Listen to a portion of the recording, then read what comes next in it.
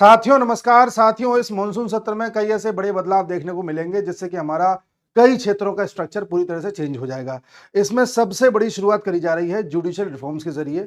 Judicial reforms करने से पहले एक बड़ा कदम उठाया जा रहा है। आपको याद होगा जस्टिस वर्मा के बारे में। जस्टिस वर्मा वही हाई कोर्ट के, दिल्ली हाई कोर्ट के जज थे जिनके घर से जले हुए करोड़ों के नोट मिले थे। उनके बाद इनको वहां से, दिल्ली हाईकोर्ट से हटा करके इलाहाबाद हाईकोर्ट भेज दिया गया और मामले को ठंडा करने का प्रयास किया गया। उसके बाद आपको याद है कि इनकी जो इन्वेस्टिगेशन है वो पुलिस के द्वारा नहीं करने दी गई। इनकी इन्वेस्टिगेशन के लिए अलग से एक इंक्वायरी कमेटी बनाई गई, वो भी अदालत ने बनाई थी और उसने इंक्वायरी करी, तो उस इंक्वायरी में भी कुछ ज्यादा खास सामने नहीं आया। उसके बाद जो बड़ा कदम अभी देखने को मिल रहा है वो ये कि हमारे ही देश के लगभग 200 सांसदों ने एक पिटीशन लिखी है और ये मांग करी है कि जस्टिस वर्मा को पद से हटाया जाए, इनका इंपीचमेंट कर दिया जाए। अगर इनको पद से हटा दिया जाता है तो ऐसी स्थिति में ये देश के पहले ऐसे जज होंगे किसी हाई कोर्ट या सुप्रीम कोर्ट के जिनको इंपीच किया जा रहा है, जिनको हटाया जाएगा। अगर ये यहां से हट जाते हैं तो ये पहली शुरुआत होगी जहां से हम जुडिशियल रिफॉर्म्स की ओर आगे बढ़ेंगे। किसी भी जज को हटाने के लिए ये जरूरी है कि लोकसभा में कम से कम 100 सांसद उस पर अपने हस्ताक्षर करके प्रस्ताव को पारित करें और फिर उस प्रस्ताव को वहां के जो लोकसभा के स्पीकर हैं वो स्वीकार करें ना करें वो उनके ऊपर है। ऐसे ही राज्यसभा में लगभग 50 सांसद इस प्रकार का हस्ताक्षर करके उस पूरे प्रस्ताव को वहां के चेयरमैन को सबमिट करें। अब चेयरमैन के ऊपर है, जो वहां पे वाइस प्रेसिडेंट होते हैं, वो उसको स्वीकारें या न स्वीकारें। हालांकि जो हमारे वाइस प्रेसिडेंट साहब हैं जगदीप धनखड़ साहब, उन्होंने आज अपना इस्तीफा दे दिया है क्योंकि उनका कहना है कि मेरा स्वास्थ्य ठीक नहीं चल रहा, इसलिए मैं अभी पद पर बने रहने में उतना सक्षम महसूस नहीं कर रहा हूं, इसलिए मैं इस्तीफा दे रहा हूं।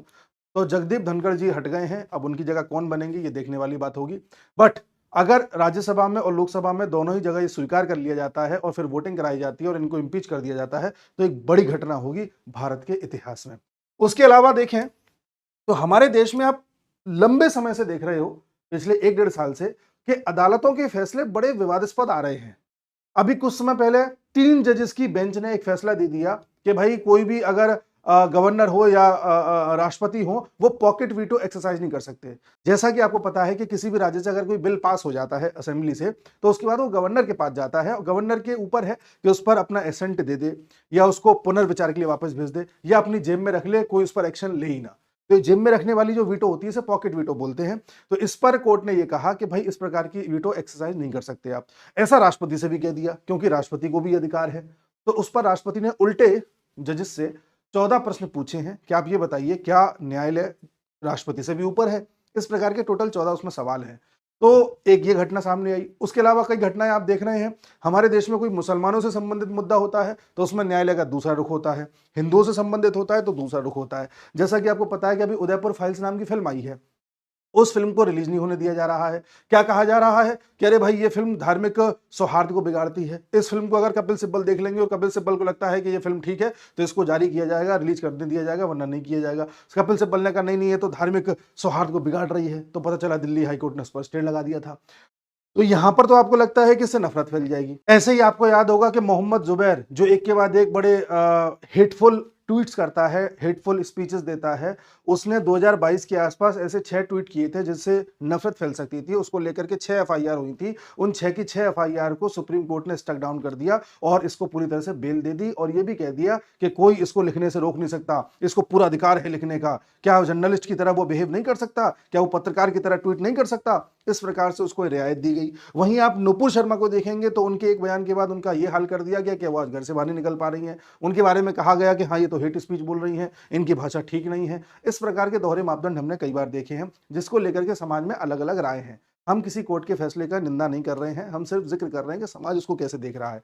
ऐसी स्थिति में हर कोई ये चाहता है कि जुडिशियल रिफॉर्म्स हो। उसी क्रम में हो सकता है कि सरकार यहां से शुरुआत करे।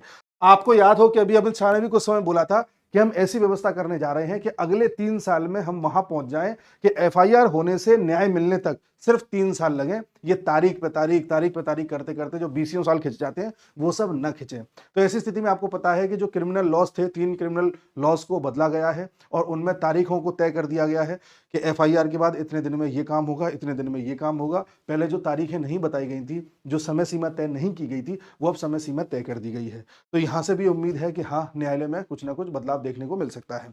अभी आपको पता है कि हमारे देश में जो जजेस को चुना जाता है उसमें कोलेजियम सिस्टम है जो चुनता है। कोलेजियम का मतलब है जैसे आपको हाई कोर्ट का जज चुनना है कोई, तो हाई कोर्ट का जज चुनते हैं 3 लोग, जिनमें से एक होते हैं उस हाई कोर्ट के जो चीफ जस्टिस होते हैं वो, और उनके अलावा 2 होते हैं सीनियर मोस्ट जजेस। ये तीनों मिलकर के तय करते हैं कि कौन सा व्यक्ति जज बनेगा, कौन सा व्यक्ति जज नहीं बनेगा हाई कोर्ट का। अब जो व्यक्ति खड़ा हुआ है उसके पास या तो 10 साल की जुडिशियल सर्विसेज का एक्सपीरियंस हो, लोअर कोर्ट में जज रहा हो 10 साल तक, या फिर वो 10 साल तक एडवोकेट रहा हो हाई कोर्ट में।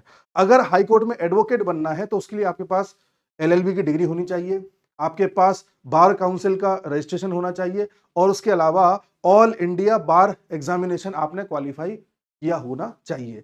तो एलएलबी की डिग्री हासिल करना कोई बड़ी चीज नहीं है। और उसके बाद अगर आपकी जुगाड़ है तो आपको बार काउंसिल का रजिस्ट्रेशन भी मिल जाता है, और एग्जाम आसान सा होता है, उसे भी आप पास कर लेते हैं। उसके बाद आप 10 साल तक हाई कोर्ट में कैसे भी प्रैक्टिस करते रहिए, और अगर आपका कोई रिश्तेदार नातेदार जज है हाई कोर्ट का या सुप्रीम कोर्ट का जज है और आप उसके रिलेशन में कहीं ना कहीं से निकल आए तो आपका सिलेक्शन हो जाएगा। ऐसा हमारे देश में देखा गया है कि ज़्यादातर 80% जो जजेस हैं वो किसी ना किसी तरह के अपने रिश्तेदार से जुड़े हुए हैं, या तो किसी के पिताजी भी जज थे, या किसी के चाचा जज थे, किसी के मामा जज थे। और आप कई सारे चीफ जस्टिस का आंकड़ा निकाल के देखना तो आप पाओगे कि कई बार बाप भी चीफ जस्टिस थे, बेटे भी चीफ जस्टिस बने। इस तरह की चीज़ें देखने को मिलती हैं। तो ये जो नेपोटिज्म है कोर्ट में, इसको लेकर के कई चर्चाएं पिछले कुछ समय से हो रही हैं, जिसको लेकर के भी बदलाव करने की आवश्यकता है।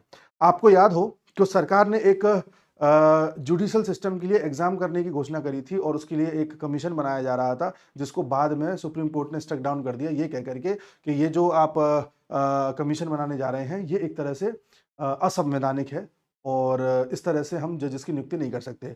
इस कमीशन के माध्यम से क्या था कि एग्जाम पास करके ही आप जज बन सकते थे, जैसे आपको पता हुआ आईएएस पीसीएस बनते हैं उस तरह से। हालांकि लोअर कोर्ट्स में जो जज बना जाता है वो एग्जाम पास करके ही बना जाता है, लेकिन हर लोअर कोर्ट का जज हाई कोर्ट तक या सुप्रीम कोर्ट तक नहीं पहुंच पाता है, क्योंकि उसका क्या सिस्टम है मैंने आपको बता दिया है। तो इस प्रकार की जो जटिलताएं हैं, जो समाज में एक अविश्वास का भाव आ गया है, या न्याय की जो देरी होती चली जा रही है, या जजेस का भ्रष्टाचार सामने आ रहा है, इस अविश्वास को दूर करने के लिए जो बदलाव करने की आवश्यकता है वो यहां से होती हुई दिखाई दे रही है। आने वाले समय में देखना यह होगा कि सरकार का रुख क्या रहता है, कोर्ट्स का रुख क्या रहता है, समाज का रुख क्या रहता है। और हाँ, समाज कई बार जो चाहता है कोर्ट्स भी वही करती हैं। अभी तक हम जो चीजें पढ़ते आए थे, जो अंग्रेजों की जो पूरी व्यवस्था हमारे दिमाग में बिठा दी गई थी, जो लेफ्टिस्ट आइडियोलॉजी को हमें पढ़ाया जा रहा था, सेक्युलरिज्म के नाम पर हमारे दिमाग में जो बिठाया जा रहा था, वही व्यवस्थाएं पढ़ के हम सब लोग आगे तक पहुंचे हैं, वही व्यवस्थाएं पढ़ के जजेस बने हैं, वही व्यवस्थाएं पढ़ के लोग आईएएस बने हैं। तो जाहिर सी बात है अभी तक उसी व्यवस्थाओं के अनुसार फैसले दिए जा रहे थे या बातें करी जा रही थी।